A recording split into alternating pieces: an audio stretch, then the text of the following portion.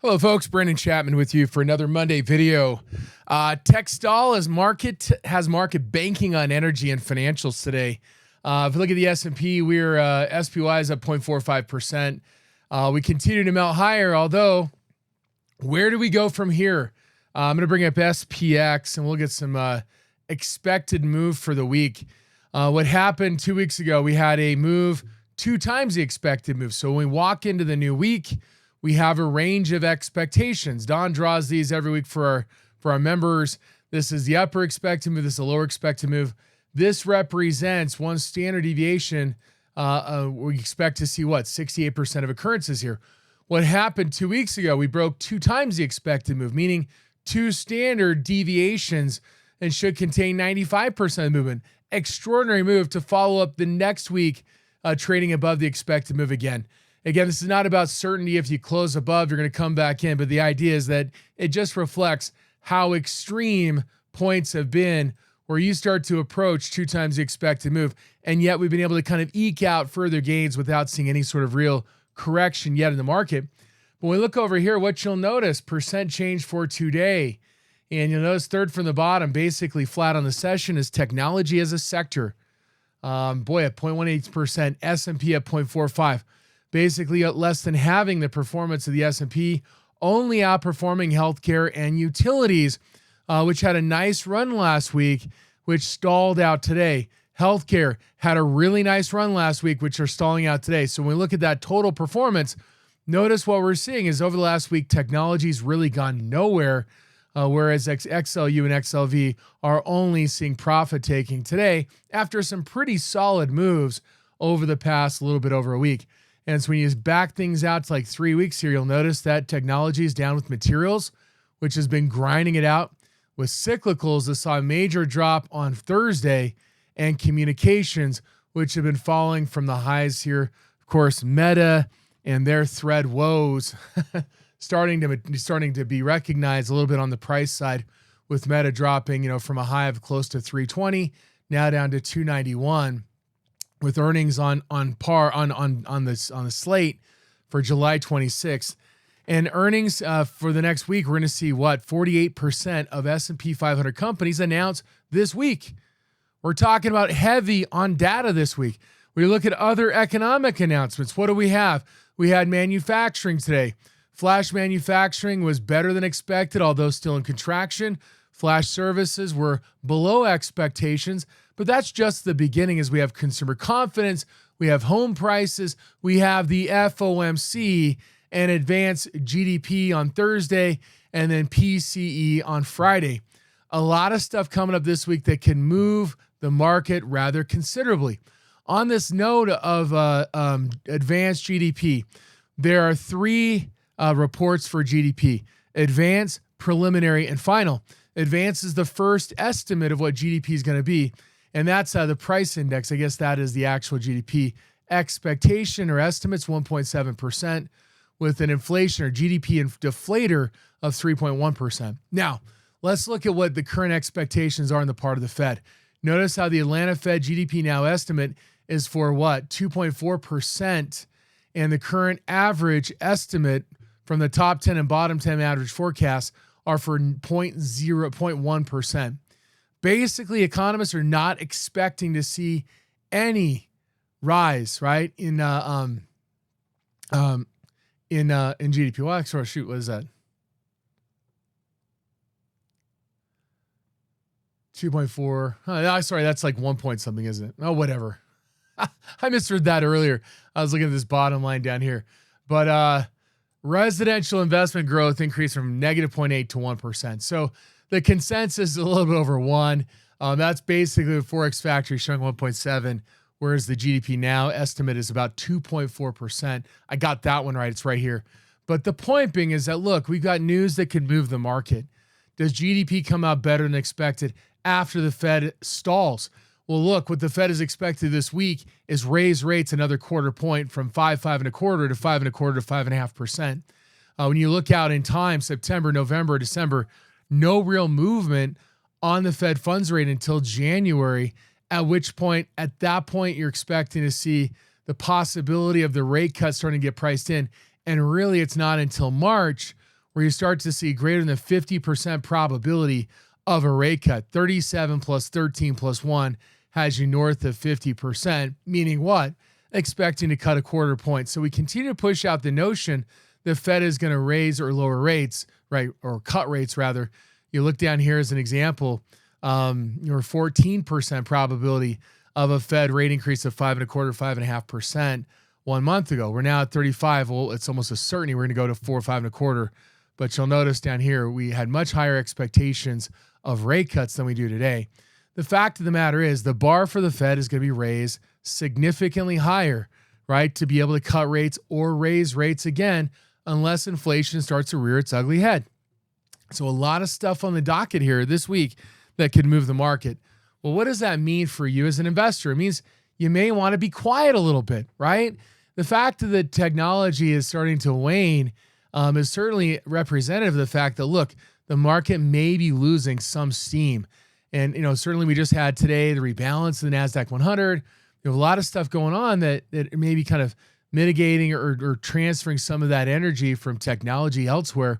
And if you look at today, where did that energy go? It went to energy, right? We're banking on finance. Is this where you want to go? I mean, last week I talked about in this video, I talked about Bank of America as an opportunity to the upside. There's also unusual option activity trade in JP Morgan. I mean, these banks are really taking it, running away with it, almost going parabolic. Do they deserve it? The reality is no. The fact is that we're in a position right now where things are, market is scrambling for something to grab a hold of. And right now they're grabbing a hold of U.S. Bank. As credit growth slows, as margins aren't great, net interest income starting to, again, not doing amazing for most of these banks. And what? We're seeing them as a desperate act. As you look over here, U.S. Bank, Bank of America, Goldman Sachs, JP Morgan, these names topping the list in the S&P 100 in terms of performance. And again, it's crazy to think that those are the stocks that are getting bid right now. We're grasping for straws. Money keeps rotating from one sector to the next, trying to find something that works. It's this whack-a-mole performance.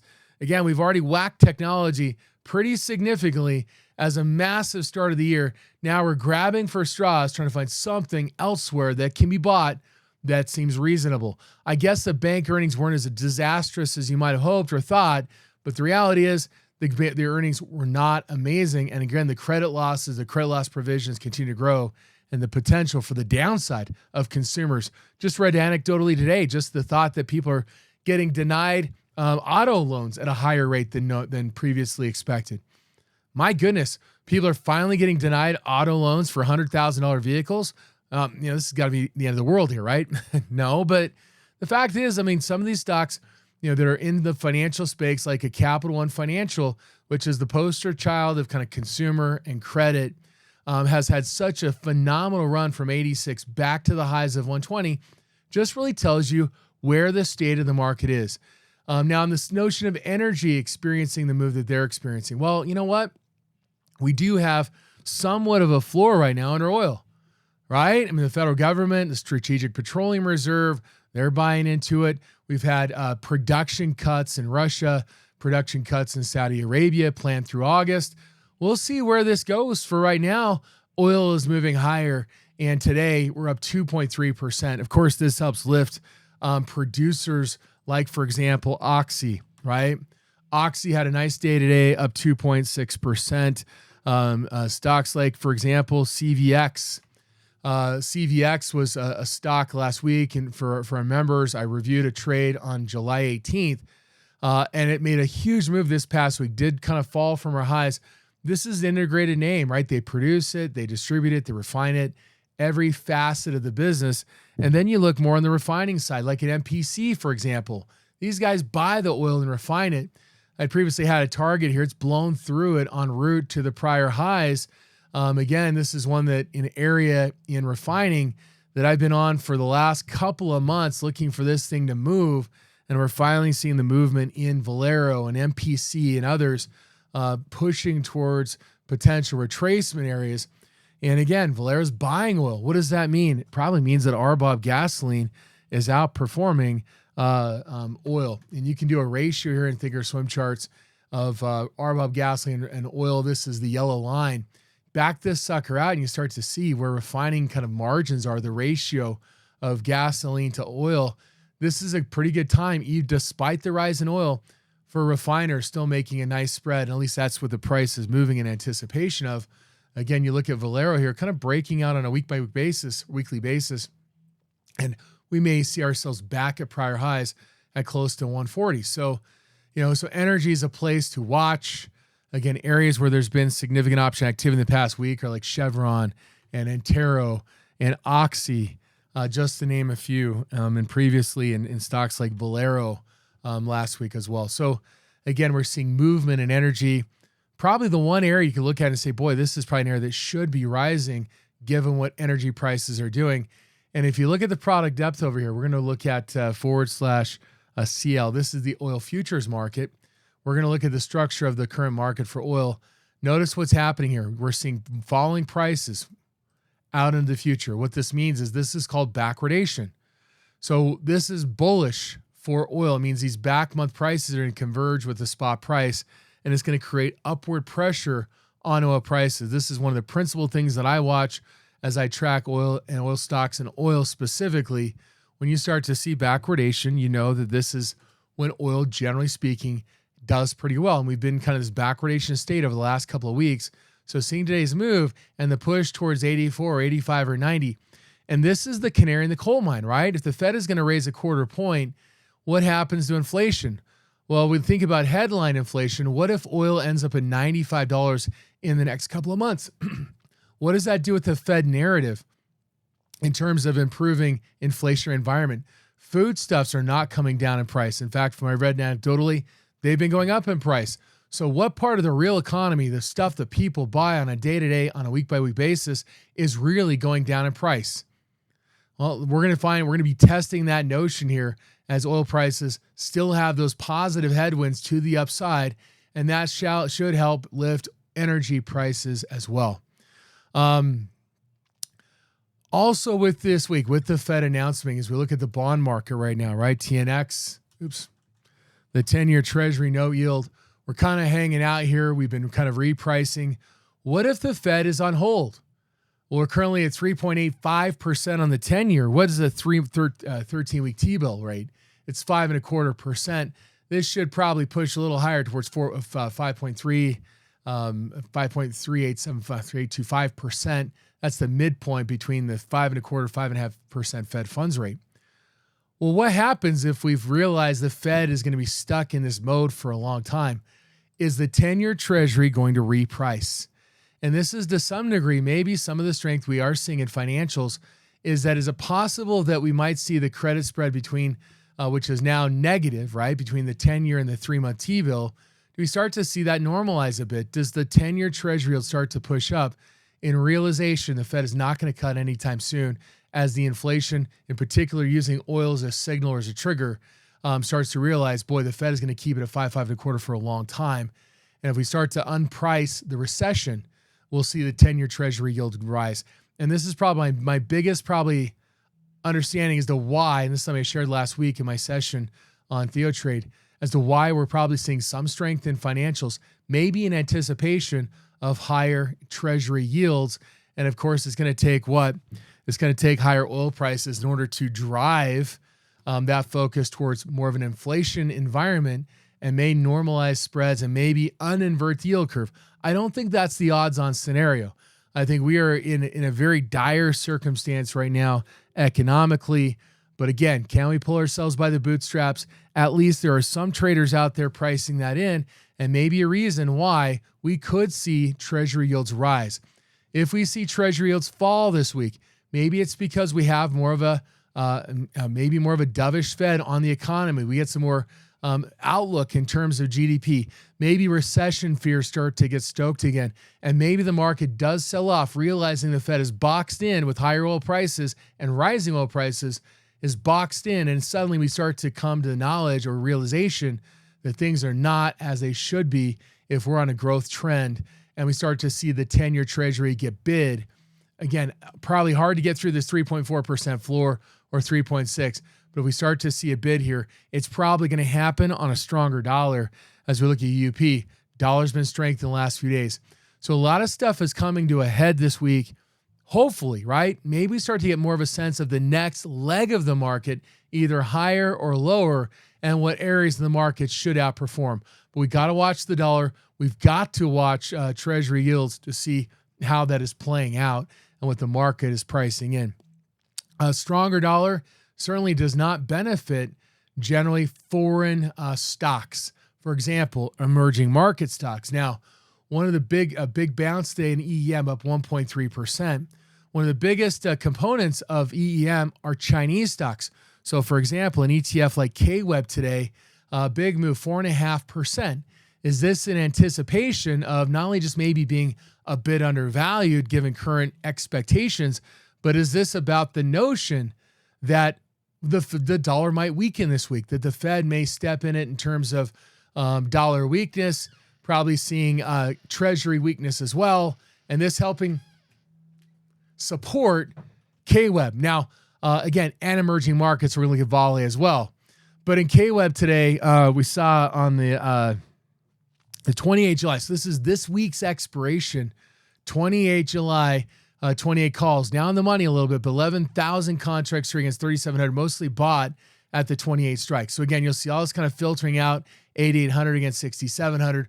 We're seeing bullish option activity in KWEB. Now again, this could reverse pretty quickly if the dollar strengthens significantly following the Fed funds rate announcement and statement, FOMC policy statement on Wednesday. So we could see this reverse and go the other direction. But for today, we're seeing strength in KWEB.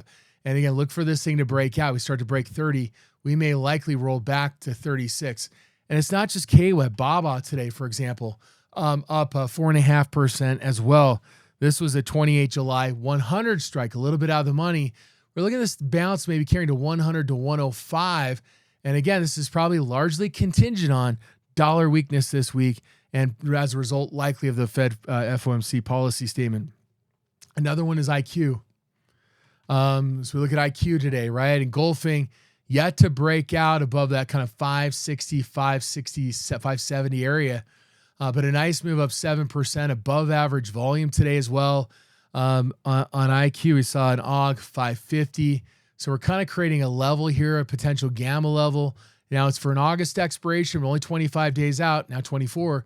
Maybe we do see a breakout. So watch this. We could see a breakout on dollar weakness and Chinese strength, Chinese stock strength.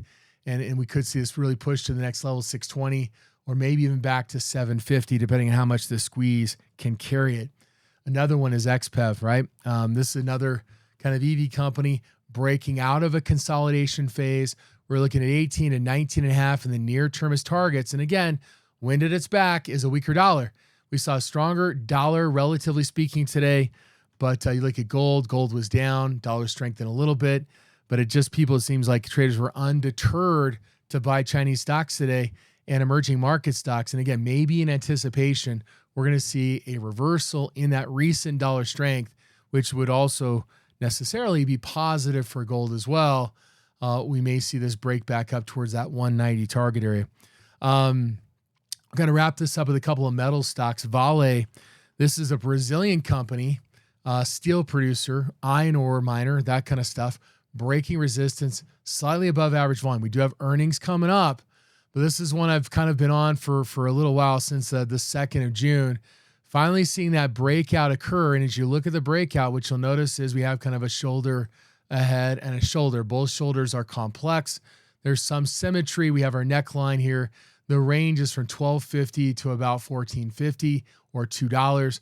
Target up here is about $16.50.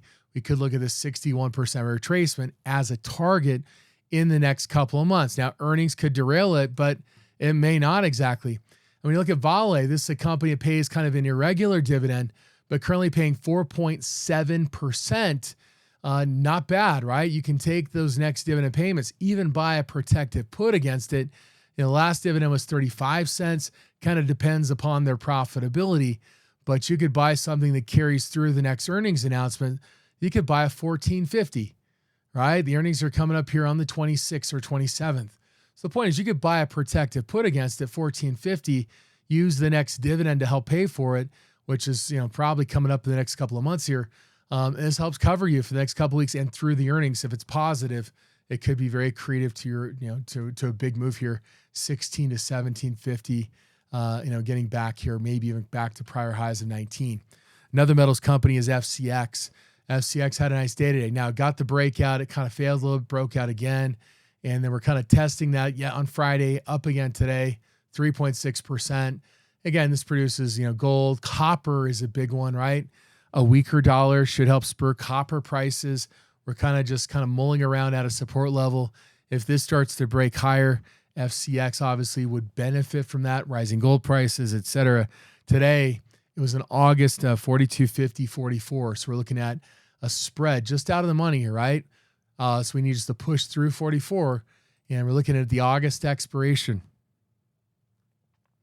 So if we come down here, you'll see right here, buying the 42.50s, selling the 44s. We're seeing a little bit of a negative skew with that being higher volatility, but we're pretty dang close in here, so you're not really impaired too much on this. But again, we're looking at that kind of upside potential, $1.50 spread, maybe cost you about, 58 cents on a $1.50 spread. And we just need this thing to get north of 44, which could readily happen. Again, dollar weakness could certainly precipitate that with going on. So the point is there's a number of things you could put on in anticipation. Just realize, keep it small. This is a big week for data. It's a big week in terms of policy statements like the FOMC on Wednesday. And there could be a lot of movement in the market that could really change between what we see right now and by the end of the week. So financials and energy seem like they're locked hand in hand if there's that inflation scenario playing out. And so we'll see how that thing works. I'm going to wrap things up by looking at AMT. American Tower, they've raised their dividend aggressively. Their current yield's 3.29%. You back this out, 3-year weekly, go back further, 10-year weekly, okay? This is a major level of support. And you look at their dividend back here is 50, 53, 55, 62, 64. They've aggressively raised their dividends. They're currently $1.57. So you're getting 3% dividend yield on the stock. And this is one that's seeing some strength today, earnings coming up. And again, with that dividend, $1.57, probably the next dividend here is going to come up in a couple of months. So what could you buy for $1.57, right? Go out 53 days, $1.57. You could buy down here to $1.70. If you just wanted to cover the earnings coming up here, you could buy $1.75 or go out a little bit of out of pocket at $1.80, just using that next dividend.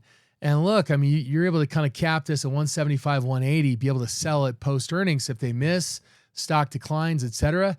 That could be a big benefit. So, but the upside here, could we get to 230? Absolutely. Right. So we have the reward and the risk for a potential entry on a day where it's showing strength in the market, showing weakness. It pays a good dividend and allows you to hedge your bet in case things do break downward going into the earnings coming up this week. So again, look out for big corporate earnings this week. Again, we looked at Meta.